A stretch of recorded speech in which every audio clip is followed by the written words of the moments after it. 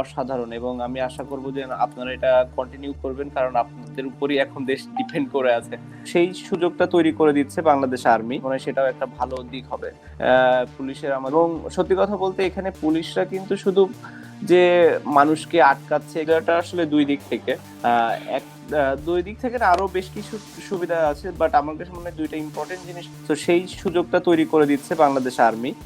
আর একটা যেটা হচ্ছে, যারা নিডি পিপল তারা মানে অনেক সময় হয় কি যে আমরা যখন ত্রাণ বলি কিংবা সাহায্য বলি, এই শুনতে একটু অন্যরকম লাগে। তো সেই জায়গা থেকে তাদের কাছে ওই জিনিসটা কখনোই মনে হবে না, তারা এসে জাস্ট তাদের মতো করে বাজার করে নিয়ে যাচ্ছে। সো দুই দিক থেকে বেনিফিটেড হচ্ছে মানুষ, আমাদের কৃষক যারা আছেন তারাও বেনিফিটেড হচ্ছে, এট দি সেম টাইম যারা নিডি পিপল আসলে তারাও অনেক বেনিফিটেড হচ্ছে।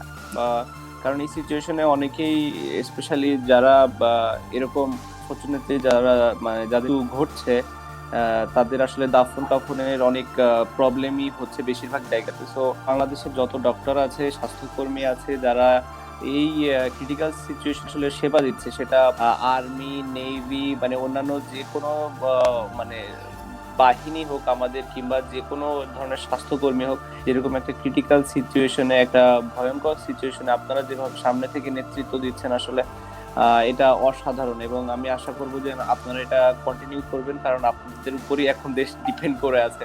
এবং সত্যি কথা বলতে এখানে পুলিশরা কিন্তু শুধু যে মানুষকে আটকাচ্ছে কিছু, আমার কাছে মনে হয়েছে, এবং আমরা যদি তাদেরকেও একটু হেল্প করতে পারি, কোনোভাবে আমরা কন্ট্রিবিউট করতে পারি তাদের ওখানে, আমার কাছে মনে হয় সেটাও একটা ভালো দিক হবে।